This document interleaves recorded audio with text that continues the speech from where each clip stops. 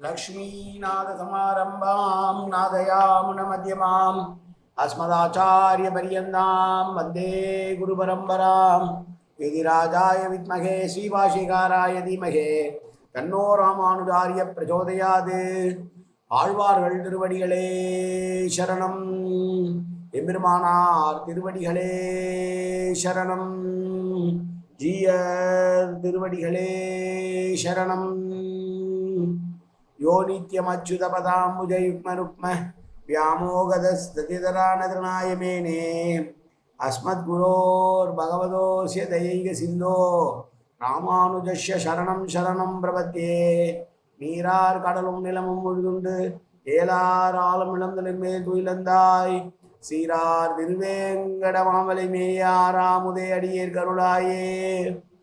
எல்லாம் வல்ல ஏழுமலையான் பெருங்கருணையால் 4000 திவ்ய பிரபந்த பாசுர பதிவேற்றங்களின் வரிசையில் இன்றைக்கு 2405வது நாள் பாசுர பதிவேற்றம்.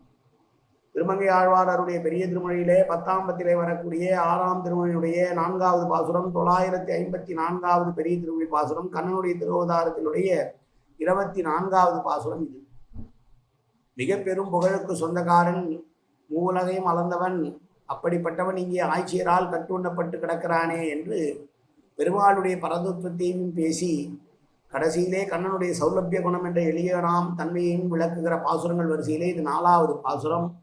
முதலிலே தனியன் கலையாமி கலித்வம்சம் கவிம்லோக திவாகரம் யசுகோபி பிரகாசாபி ஆபித்யம் நிகதம் தம வாழி பரகாலன் வாழி கலிகன்றி வாழி குறையலூர் வாழ்வேந்தன் வாழியரோ மாயோனை வாழ்வழியால் மந்திரம்புள் மங்கையர்கோன் தூயோன் சொல்லுமான வேல் நெஞ்சுக்கு இருள் கடி தீபமடங்கா நெடும்பிறவி நஞ்சுக்கு நல்ல அமுதம் தமிழ் நன்னூல் துறைகள் அஞ்சுக்கு இலக்கியம் ஆரண சாரம் பரசமய பஞ்சு கனவின் பொறி பரகாலன் பல்வல்களே எங்கள் கதியே ராமானுசமுடியே சங்கை கெடுத்தாண்ட தவராசா பொங்கு புகழ் மங்கையர்கோன் இந்த மறையாயிரம் அனைத்தும் தங்கு மனம் நீ எனக்கு தா மாலை தனி வழியே பறிக்க வேணும் என்று கோலி பதிவிருந்த கொற்றவனே வேலை அனைந்திரளும் கையால் அடியேன் வினையை துணித்தருள வேணும் துணிந்து.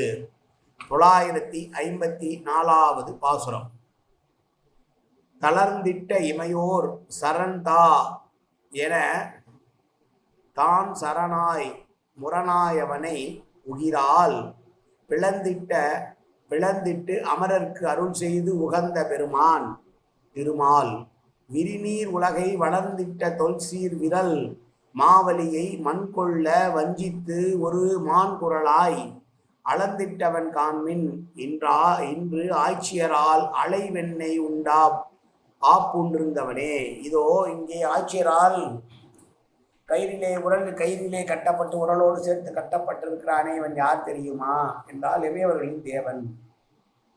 அடுக்கடுக்கான பல வரங்களை பெற்றதன் காரணமாக அபரிமிதமான பலத்தோடு விளங்கிய இரணியனுடைய துன்பத்தை தாங்க முடியாமல் நீயே சரண் என்று எல்லோரும் கொண்டு தேவாதி தேவர்களெல்லாம் கொண்டு பெருமாளை சரணடைய நீயே எமக்கு ரட்சகனாக இருந்தாக வேண்டும் என்று பிரார்த்திக்க அவருடைய பிரார்த்தனையை ஏற்றுக்கொண்டு பெருமிடத்துடையவனான இரணியனுடைய மார்பை தன்னுடைய நகத்தால் கீழ்த்தெறிந்து அவர்களுக்கு கிருபை பண்ணியவன். அது மட்டுமல்ல, கடல் சூழ்ந்த இந்த உலகமெல்லாம் தனக்கே உரியதனை எண்ணிக்கொண்டு மாவலியானவன் அதை விரிவுபடுத்தி கொண்டே போக அவனுடைய ஆணவத்தை அழிப்பதற்காக இந்த நிலமும் நீரும் எல்லாம் எனக்கு சொந்தம் என்று சொல்லுமா போலே அவனை வஞ்சிக்குமாறு குரல் வடிவாய் வாமனனாய் வந்து அவனிடம் 3 நிலம் கேட்டு இந்த உலகம் முழுவதையும் தன்னுடைய ஆளுகைக்கு உட்படுத்தி கொண்டு அவனை மீண்டும் பாதாளத்திற்கு அனுப்பிய பெருமாள். அப்படிப்பட்ட பெருமாள் தான் இங்கே இந்த ஆட்சியரால் வெண்ணெய் திருடி விட்டான், நெய்யை திருடி விட்டான், மோரை உருட்டி விட்டு விட்டான் என்றெல்லாம் குற்றம் சாட்டப்பட்டு உரலிடை கட்டப்பட்டிருக்கிறானே, இது என்ன ஆச்சரியம் என்று சொல்லுகிறார். பெருமாளுடைய பரதத்துவத்தை சொன்னவர் கிருஷ்ணனுடைய சௌலபியத்தை சொல்கிறார். சௌலபியம் என்கிற அந்த வார்த்தைக்கு அர்த்தம் என்னவென்றால் எளியவனான தன்மை. கண்ணன் தன்னை எவ்வளவு எளியவனாக தன்னுடைய பக்தர்களுக்கு வைத்துக் கொண்டிருக்கிறான் என்று காண்பித்திருப்பதற்கான மற்றொரு பாசுரம் இது.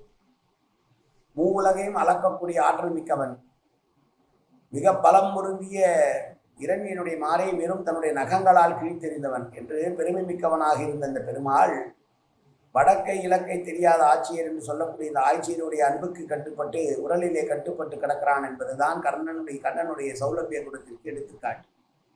இதைதான் இந்த பாசுரத்திலும் அனுபவித்திருக்கிறார் ஆழ்வார். கண்ணனுடைய பரதத்துவத்தை, பெருமாளின் பரதத்துவத்தை சொல்லி அவனுடைய சௌலபியத்தையும் சொன்ன பாசுரத்திலே இது 4வது பாசுரம். மீண்டும் ஒரு முறை பாசுரத்தை அனுபவிப்போம். தளர்ந்திட்ட இமையோர் சரந்தா சரந்தா என தான் சரணாய் முரண் முரணா முரணாயவனை உகிரால் பிளந்திட்டு அமரருக்கு அருள் செய்து உகந்த பெருமான். அப்படி இரண்யனை கொன்றதனால் இந்திராதி தேவர்கள் சந்தோஷப்பட அவருடைய சந்தோஷத்திற்கு காரணமான பெருமாள்.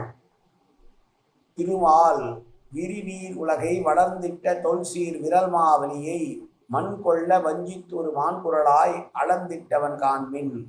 அதே பெருமாள் தான் இந்த உலகம் முழுமையும் தனக்கே உரியதென்று செருக்கோடு இருந்த மகாபலியை வஞ்சிப்பதற்காக வாமன உருவிலே வந்து அவனிடமிருந்து யாசகமாய் நிலத்தை பெற்றவன் அவன்தான். அப்படிப்பட்டவன் தான் இன்று ஆட்சியரால் அலைவெண்ணை உண்டா உண்டு ஆப்புண்டிருந்தவனே அவன்தான் இங்கே கட்டுப்பட்டு கிடக்கிறான் என்று சொன்ன பாசுரம் இந்த பாசுரம். நாளை அடுத்த பாசுரம். காயேன வாச்சா மனசேந்திரியவா அபியாப்தனாவா பிரகதேசுவாவாது கரோமி எத்த சகலம் பரஸ்மி ஸ்ரீமன் நாராயணாயதி சமர்ப்பயாமி. உடலாலும் உள்ளத்தாலும் வாக்காலும் சகல விதமான பாவங்களும் தோஷங்களும் நிறைந்ததாக உலகத்தினுடைய இருந்த போதிலும் அடியேன் செய்கிற நல்வினையோ தீவினையோ அத்தனையும் உடைய கமலமலர் பாதங்களில் சமர்ப்பிக்கிறேன் கண்ணா. காத்தொருவாய் கண்ணா, ஏற்றுக்கொள்வாய் கண்ணா, எப்போதும் திருநாமம் கண்ணா கண்ணா கண்ணா என்று நாவல்களுக்கு அருள்வாய் கண்ணா. சர்வத்திர கோவிந்தநாம சங்கீர்த்தனம். கோவிந்தா கோவிந்தா கோவிந்தா கோவிந்தா கோவிந்தா கோவிந்தா கோவிந்தா கோவிந்தா கோவிந்தா.